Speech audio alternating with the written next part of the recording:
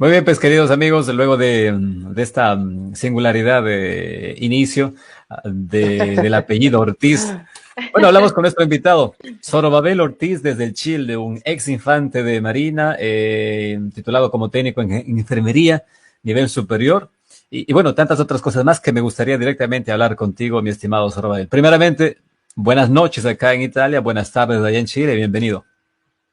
Así es. Muchas gracias, Edgar, por la invitación a poder participar de esta entrevista y poder dar otra perspectiva de lo que está pasando acá en Chile y de las cosas que en realidad se están callando a nivel mundial.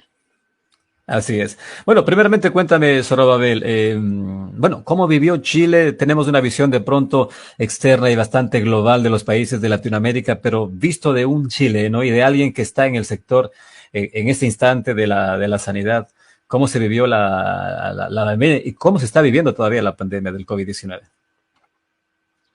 Bueno, en un inicio fue bastante duro porque todos los funcionarios de salud nos vimos en la obligación de afrontarnos y adaptarnos a una situación nueva en la cual llegaba mucha información demasiado rápido y los medios de comunicación, como también por parte de los entes ministeriales de salud, nos llenaban Ajá. con información creando mayor miedo dentro de los mismos funcionarios, creando un alto estrés y de hecho fue una de las cosas que afectó bastante en el inicio del periodo de la pandemia, pero hubieron muchas cosas también que fueron cambiando con el tiempo Así y, es. Es decir, y llamaron, la influencia mediática tuvo gran fuerza ahí en tu país. es increíble, pero al principio yo no lo pensaba así. De hecho, yo era uno de era una de las personas que no le gritaba en realidad. Le decía y regañaba a la gente en la calle de los irresponsables, de cómo andaban sin mascarilla en la calle, de que eran Ajá. asesinos silenciosos. Y yo era uno de los que también llamaba a las personas y les explicaba todas las medidas que tenían que tomar porque si no se iban a transformar en unas personas, en unos asesinos silenciosos como en algún momento lo catalogaron los medios de comunicación a nivel mundial a las personas que no tomaban mayor responsabilidad del hecho de lo que estaba pasando. Sí, un término bastante fuerte, ¿no? Asesinos silenciosos.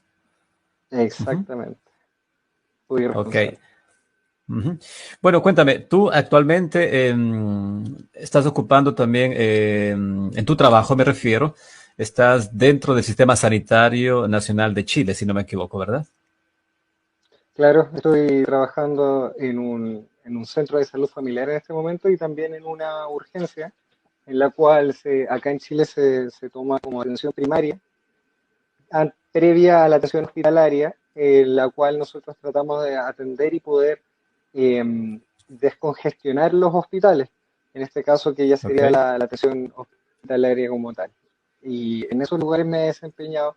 Este es mi primer año en un centro de salud familiar. De los años anteriores que me he desempeñado como técnico en enfermería han sido en urgencias y en prehospitalaria, que es la ambulancia, rescate y en el SAMU metropolitano. Ok. Pero es decir, también en tu caso tienes un contacto directo con pacientes COVID, ¿o no?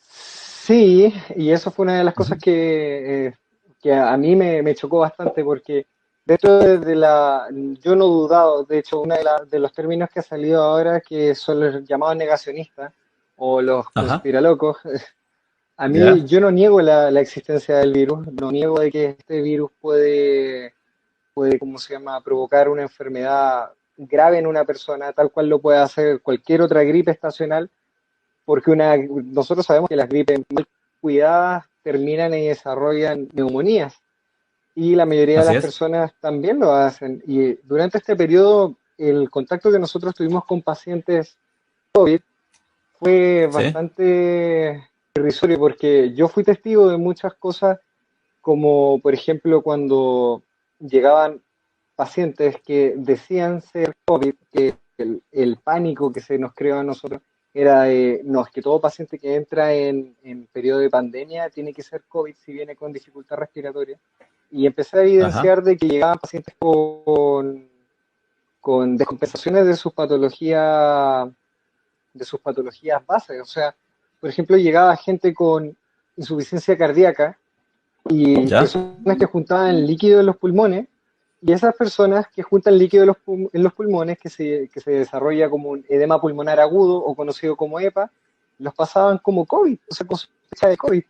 Y me empezó a llamar la atención esas cosas porque finalmente yo decía, tanto tiempo que llevo en la urgencia, y debo admitir que en un principio tomé todas las precauciones, pero después en el tiempo fui relajándome porque es agotador tener que usar las EPP completa durante horas Así y, es.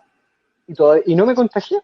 Hasta el día de hoy no me he contagiado y de hecho hay otros funcionarios también que se han contagiado y otros que no se han contagiado y eso me genera mucha duda y me hace cuestionarme muchas más cosas todavía y sobre todo viendo a pacientes que llegan por patologías descompensadas, que lo vimos bastante porque este periodo de la pandemia se prestó para que se dejaran de verlo y se dejaran de hacer los seguimientos de enfermedades crónicas de los pacientes. Es más, de hecho, hace poco salió una, ¿cómo se llama? Un artículo acá en Chile de que la gente se estaba muriendo de enfermedades cardiovasculares de forma aberrante, de una forma que urge a la nación, pero no Ajá. se están tomando y fui testigo también, como en algún momento lo comenté, de que estaban inflando las cifras de COVID con gente que moría de cáncer terminal, de gente Ok. que atropellaban en la Hablamos, calle y que hablamos de noticias oficiales, justamente estos datos que tú mencionas. Ajá. Es decir, noticias que yo los daba datos, el gobierno o los medios de comunicación. claro, o sea, el gobierno lo que estaba haciendo es dar las cifras oficiales, por ejemplo, dando un ejemplo, porque en realidad las cifras eran más, o sea, dentro de los días estaban dando 1.200 test positivos, PCR positivos y Ajá. 42 muertos por coronavirus. Dentro de esos 42 muertos por coronavirus me llamaba la atención de que cuando iba a veces a dejar medicamentos a los domicilios de los adultos mayores para que ellos no salieran, a veces algunos se quejaban conmigo porque me decían, ¿qué nos estaba pasando? Que ¿por qué estábamos pasando todo por coronavirus? Que tenían familiares que habían muerto de cáncer terminal, de enfermedades cardiovasculares, de sus patologías bases, y el certificado de defunción les ponían coronavirus, fallecimiento por Ujú. coronavirus. Y esas cosas no, bueno, nos empezaron a hacer cuestionarnos varias cosas, un grupo de colegas también, y nos empezó a hacer a sacar sospechas sobre el tema de qué tan realmente es la pandemia como nos muestran los medios de comunicación que es. Así es. Cuán fuerte era, ¿no? Cuánto fuerte era. Ujú. Exactamente, porque siendo súper sincero, dentro del periodo de urgencia y del tiempo que yo llevo de urgencia, yo recuerdo muy bien que aquí en Chile hay muchos hospitales que se colapsan durante el periodo de invierno, donde llegan todas las patologías respiratorias, donde Ajá. hemos tenido gente hospitalizada en pasillos y en cama y camillas de ambulancia, porque no hay camas disponibles, no hay lugares disponibles para poder dejarlo. Y todo este periodo de la pandemia, extrañamente, había camas disponibles en las urgencias, habían espacios disponibles en las urgencias, y en la tele se nos bombardeaba con la información de que estaba saturado todo. En un momento, al principio, como la primera pregunta que me hiciste, el, el miedo fue tanto de que dentro de los primeros Ujú. meses, esto de abril, mayo, junio, se veía una afluencia de gente que somatizaba muchos síntomas y por el miedo colectivo que se estaba generando a través de las noticias y de todo lo que se estaba mostrando de forma, bombardeando de información a la gente para que Ajá. tuvieran miedo en realidad. Y, Ok. y ahí ¿Tú nosotros nos dábamos cuenta de consideras, esas cositas. exacto, consideras que es una cuestión solo de Chile? Que tú sepas, ¿ha sido realizado de pronto un estudio o una denuncia de tal vez de estos números por algún medio de comunicación o por alguna institución allá en tu país? Si se han denunciado otros medios de comunicación lo que estoy denunciando yo, Ujú. Sí, más o menos estas cifras, quiero decir. ¿Ha habido algún medio o algún ente que ha hecho denuncias de pronto de los números así que no fueron los correctos en su momento a través de la pandemia? claro, de hecho hubieron varios problemas acá en Chile. Uno de los problemas fue el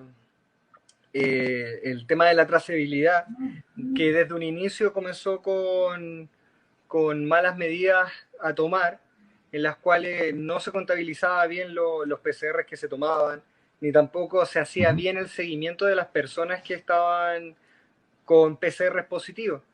Y se ocultó información a la población, tal cual como se ocultó a los mismos funcionarios de salud. O sea, hubo una manipulación de datos en las cuales nosotros estamos conscientes de que ocurrió, pero nadie dice nada en realidad. Y eso a mí me choca mucho que no quieran decir las cosas. Ujú. Ok, perfecto. Sí, mira, Zorobabel, nos ha dado obviamente, primeramente un gusto conversar contigo, escuchar obviamente las vivencias que vive en este caso Chile, de la cuestión del COVID, escuchar también tu experiencia. Gracias por haber participado en este espacio. Sabemos que el tiempo es poco. Esperamos tener una nueva oportunidad para seguir conversando, quizás de otro tema o del desarrollo ¿por qué no? Del desarrollo positivo luego de esta pandemia también en un momento futuro. No hay ningún problema, ningún problema. De hecho, de las informaciones que tengo, hay mucha más información de las cuales se puede poner a cuestionar y de hecho una de esas es la medida y cómo se trató y cómo se atacó el tema de la pandemia de parte clínica y por qué hubieron muchas muertes en realidad. A mí una de las cuestiones, me atrevo a decir de que una de las mayor parte de las muertes de las personas a causa de coronavirus fue netamente por un mal manejo intrahospitalario debido a que hubieron muchas cosas que se negaron y que se obviaron dentro de las informaciones que se entregaban. Y hay Ujú. mucha más información y obviamente para otra oportunidad no hay ningún problema en poder seguir compartiéndola y abrir a la gente también de que vea la otra cara de que no todo es lo que la tele está mostrando. Así es, ok, igualmente. Entonces, nuestro compromiso para un encuentro futuro, mi querido Zorobabel. Desde Ningún acá, desde problema. Italia, pues te enviamos un saludo, mucha suerte y éxitos. Gracias pues. Chao. Ok.